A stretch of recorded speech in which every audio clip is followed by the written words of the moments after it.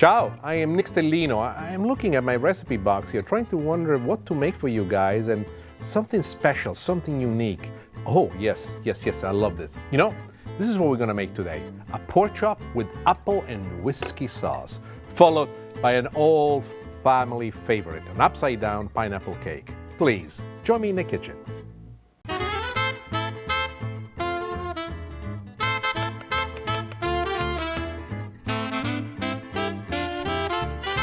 Spicy, just right.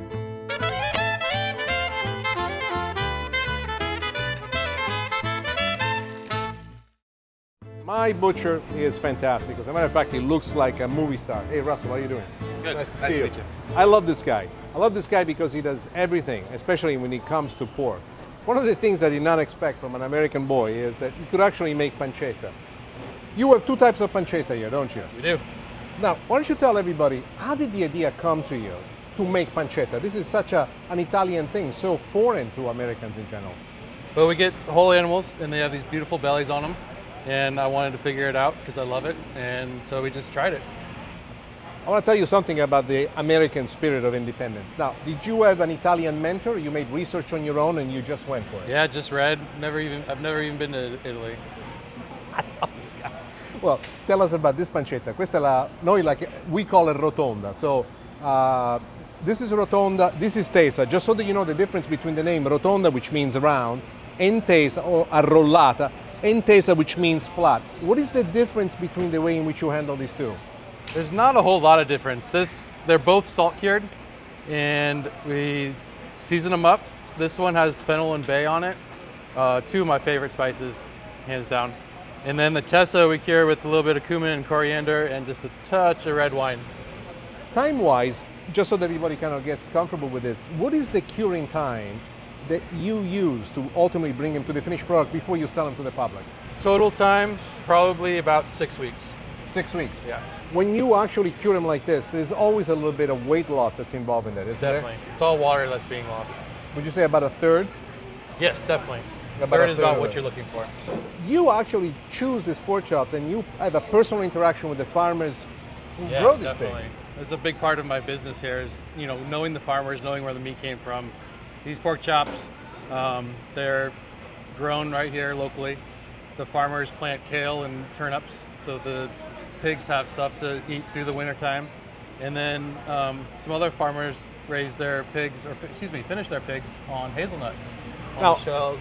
I want you to think about this. I want you to think about the fact, when is the last time that you heard that your butcher actually goes, he sits down with the farmers and says, what are you feeding your pig? I didn't even know about the fact that pigs had this type of things as a diet. But seriously speaking, now as a consumer, because I'm asking you something I don't know, can you actually taste the difference that is brought in by what these pigs are fed on? I mean, you have a certain nuances that you taste in the meat? You don't actually taste like kale and turnip or hazelnut, but it has more to do with the fat and the actual taste of a natural tasting pig, natural tasting pork chop. It is the marbling that makes all the difference in it.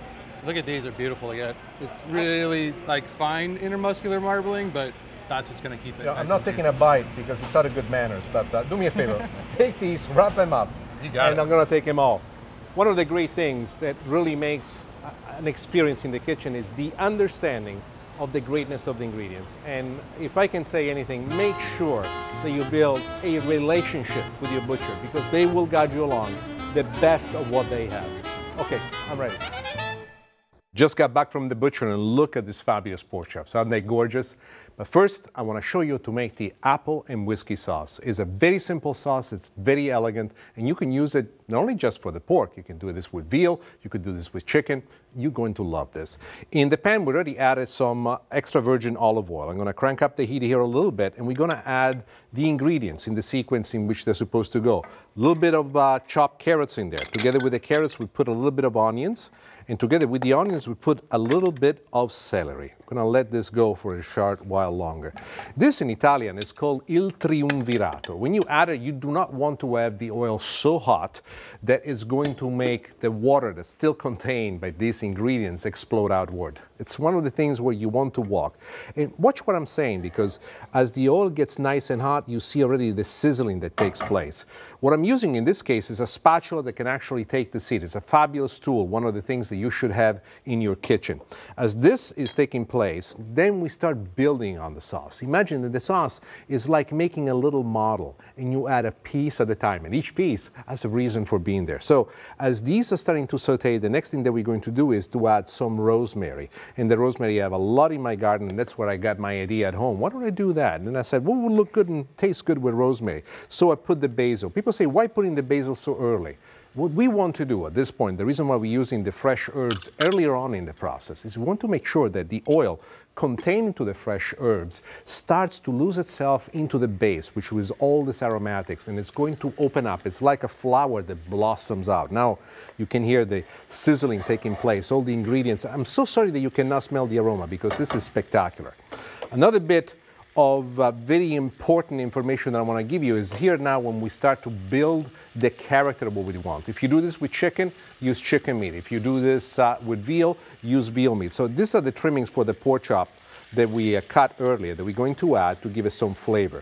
Together with this, the next thing that we want to do is to add the apple pieces. Now the apple pieces, we have peeled the apple, we have cored the apple, and then we cut it in pieces. If you do this ahead of time to make sure that the pieces do not become too dark, make sure that you store the pieces of apple into a combination of water and lemon juice. All that will do is not so much change the flavor, rather what it will do for you is give a nice color to the apples. They do not oxidize and become dark.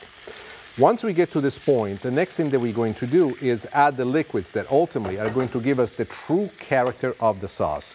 These liquids are very important. First and foremost, Worcestershire sauce. Trust me. How many times I've rehearsed this? I do not always get it right, but this time I did. This in itself, it's a good thing. So here we go with that. What this does, it opens up the character of the sauce even further. We're building it up a little bit at a time. I like to have it a little spicy, so I add a little bit of red pepper flakes. This will give it a nice kick, but it will not be too overwhelming. The next thing that we're going to do, you want to deglaze everything with a little bit of whiskey. And careful when you add this, because we're dealing with very hot temperature. It could flame up on you, so stir it about gently to make sure that it mixes up with all the ingredients and the aroma of the whiskey itself, which is truly the building block in the sauce, continues, and as it opens up, it gives us a wonderful impression of where we want to go. You say, Nick Stellino, what does it mean, a wonderful impression? Look, two-handed. I have in here apple juice and chicken stock. We're gonna add them at the same time. The combination of these two, as the sauce will reach a boil and then reduces down over a long period of time, will create for us the true bones, which is the sauce is all about. And then we finish it up with a little bit of tomato sauce. People say, Nick, why the tomato sauce? I know that my wife, the first time I put this tomato sauce with apple juice, why? Well, we're gonna bring this to a boil. Once the sauce reaches a boil, we're gonna reduce this to a simmer. Once it reduces a simmer, we want to let it cook for about 45 to 55 minutes. And the simmer brings down the sauce gently, softly, and it's like a flower that opens up slowly. And finally, when it gets to its finished look, its finished taste, its finished combination of flavor is splendid. Let's deal here with the pork chop. There is something very important that I want you to do with the pork chop. The first thing I want you to notice is that the pork chop here is the way the butcher usually cut it, unless you ask him anything else. The one next to it has been French, and you know that a pork chop has been French by looking at the bone and noticing how the bone has been rendered, exactly like this. The next thing that we're going to do, we're going to tie the pork chop, and let me show you exactly how to do that. So here we put the pork chop. I have some string that I've measured ahead of time. So first I do is I put this string right underneath the bone. Then I lift it up exactly like this, and I bring it around, and then all that you want to do really is to run the string all the way here. Watch what happens to the meat itself once I tie it up. Is going to plump up. Sometimes people don't pay attention and they let it slip underneath, and that's where the mistake is. But as it goes, you see, it already plumps up wonderfully well. Just make a straight knot here. That's all that you need to do, and you are ready to go.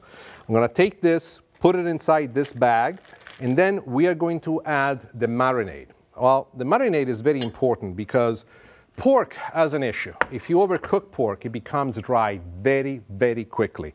So to this 2 cups of water, we add a little bit of salt and quite a little bit of sugar. Now you want to stir this really well. and to the pork chop are waiting below, we're going to add this marinade. You want to let this sit for at least 45 minutes inside the refrigerator. If you can, it tastes better if you do this overnight. What it will do for you is extremely important. It will bring in onto the pork a great deal of flavor, something that when you cook the pork, there is this amount of tenderness, of juiciness. This will be the juiciest pork chops you have ever had. You'll be totally excited about. Once this finally is done, take the pork chop out of the marinade and make sure with a double layer of paper towel, you dry it. And this is what it looks like. At this point, the only thing that I want to do is take it away from the towel, it's exactly like this. And we add the last bit of flavor, which in this particular case will be a little bit of pepper, and be generous with this, a little bit of salt. People say, but why do you do it since we already have it on the inside? You want to have it on the outside as well because that will be the first thing that you interact with, and when the flavor connects to it, it's going to give you exactly the wonderful taste of all these ingredients mingled together. On this burner right here, I've already put in this pan a little bit of extra light olive oil. And I'm making a very big serious point about this because we're gonna cook this on very high heat. And if you were to use extra virgin olive oil, one of the problems that you might run into it is that the extra virgin olive oil with cooking with very high heat has the tendency to burn. So there we are. We're almost ready. I'm waiting for this thing to sizzle and giving us, oh, there it is. The temperature is almost right. Let's get our pork chop and let's place it in there.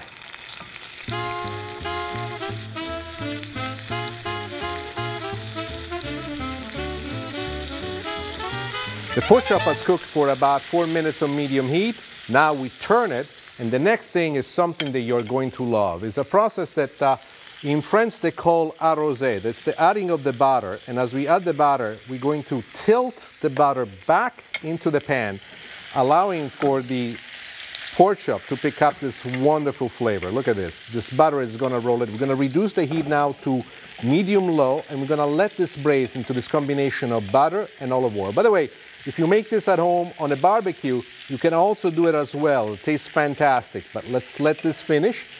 I'm going to let this cook all the way through, and when I come back, I'm going to show you exactly how to plate it.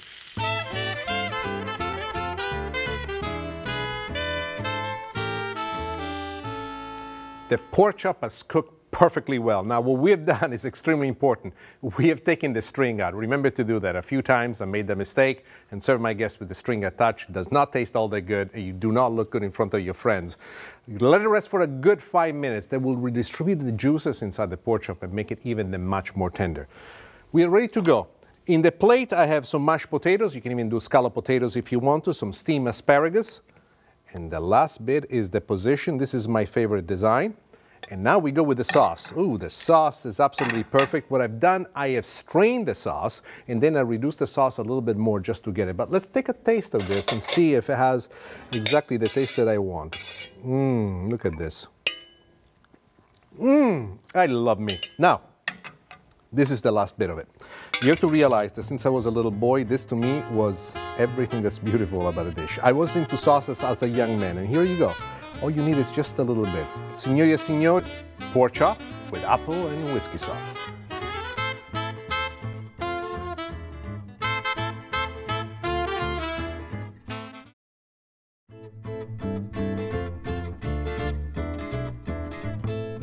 Fresh farm eggs in the city. Is this possible? Actually, yes. Here's my friend Bridget, who decided one day to make it happen. Bridget, how'd you come up with this idea? It was so fun. We had a glass of wine one night. My neighbor and I cut a hole in the fence and started building it. So here we go. Knowing you, I actually believe it. Now, you have 6 chickens in here. How many eggs do you get from 6 chickens? We normally get 6.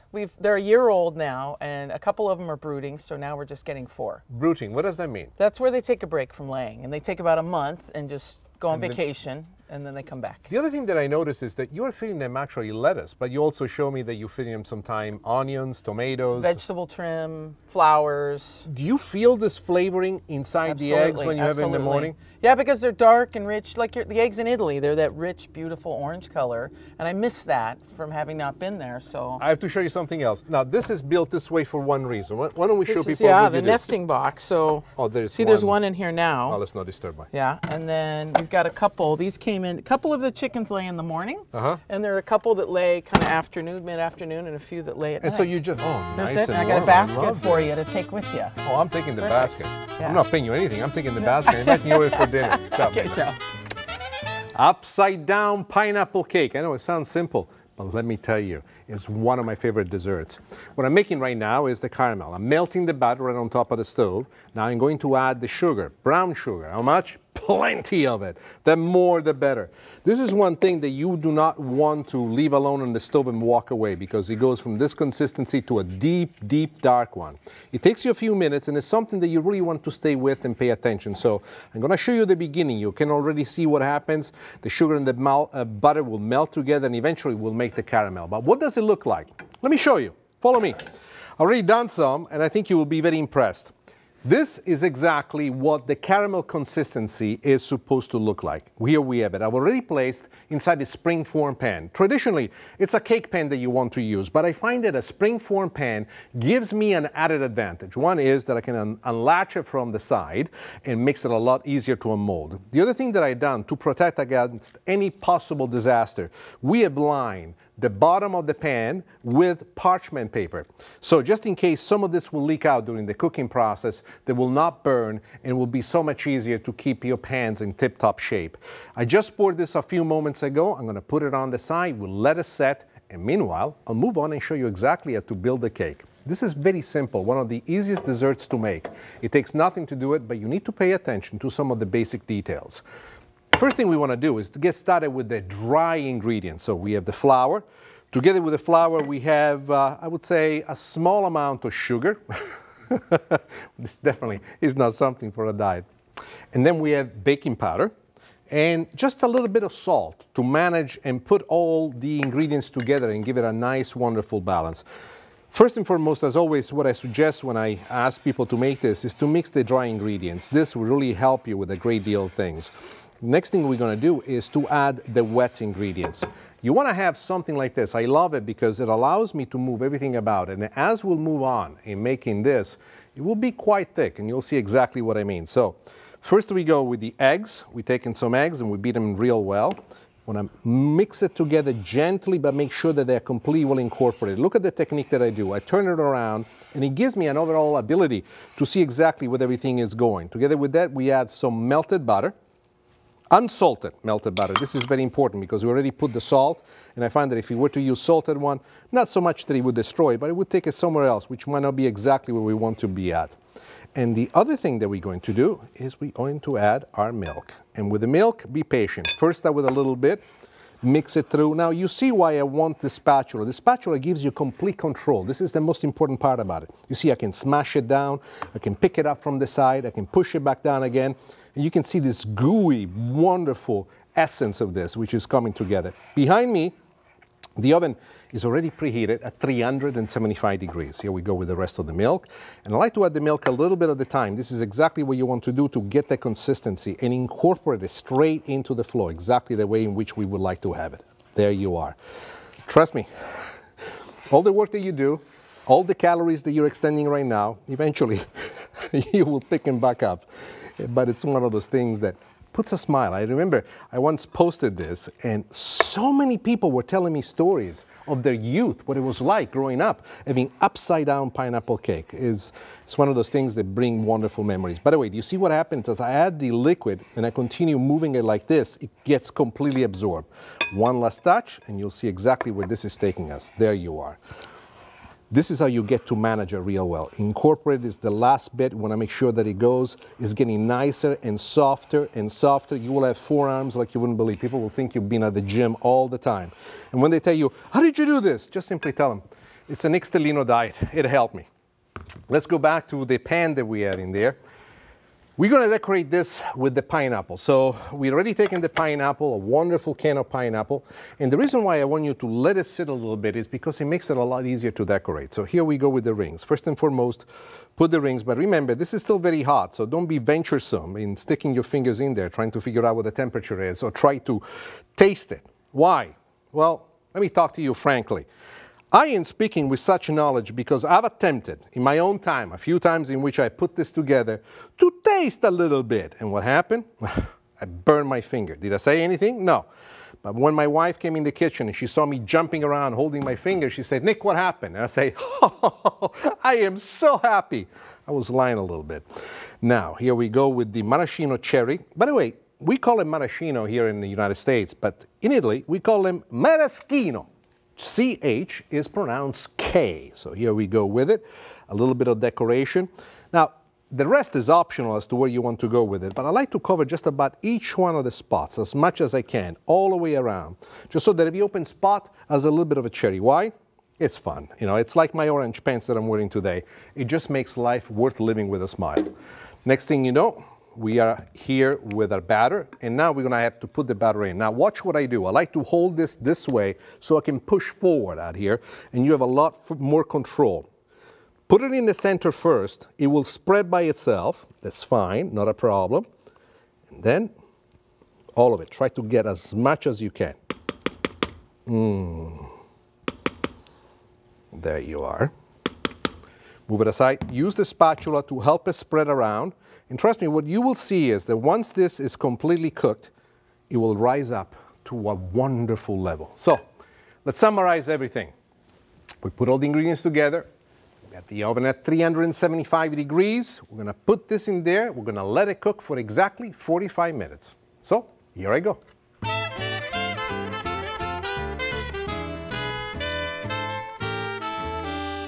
I have cooked the cake properly, but then I let it rest. You want to make sure that it rests until it cools down completely. It's very important. Before you unmold the cake, run it through on the perimeter of it with a knife. So in case there is something that still sticks, the knife dislodges it completely. Oh, there you are. Perfect. Ay, ay, ay. I'm a little bit concerned now, you know. If anything is going to go wrong, it's going to be now. Well, you got to fess up to the possibility of what could go wrong. Uno, due. Mamma mia, mamma mia, mamma mia. Vediamo un po' che è successo, che cosa è successo. I am good and then some. Upside down pineapple cake, my dear friends. There it is. Usually at this point I just leave you be, but you know, I never actually eat my own food on the air because I would like to show restraint, but this I show no restraint whatsoever. What does it mean? I got my slice over here, I got my fork, my little bit of cake in here, and I say to myself, but this could be damaging to my sartorial excellence. The heck with that. Mamma mia. You are going to love this recipe. Easy to make, tastes fantastic, and it makes life that much sweeter. I love this.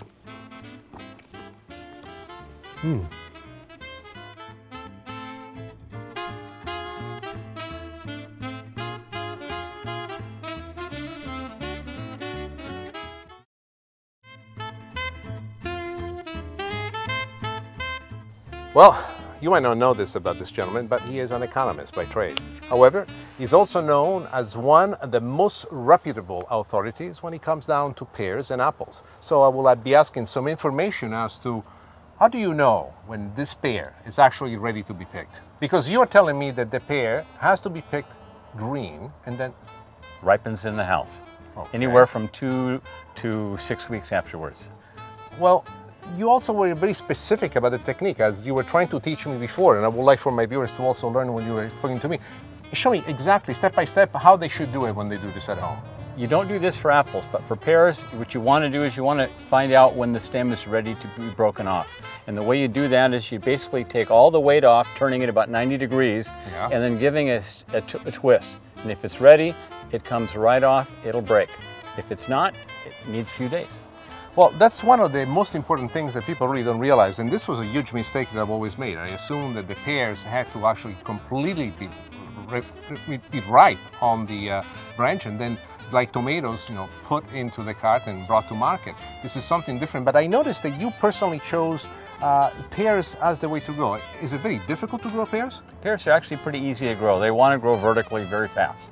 So the growth and the satisfaction that somebody would get from growing them, it's actually quite rewarding. Actually quicker than apples. Well, I thank you for this wonderful basket that you gave me. I'm going to take this home because I got a few recipes that I want to put together. It was an absolute delight meeting you, and thank you for the lesson. I will keep it in mind once I plant my own trees. Arrivederci. Grazie. Thank you.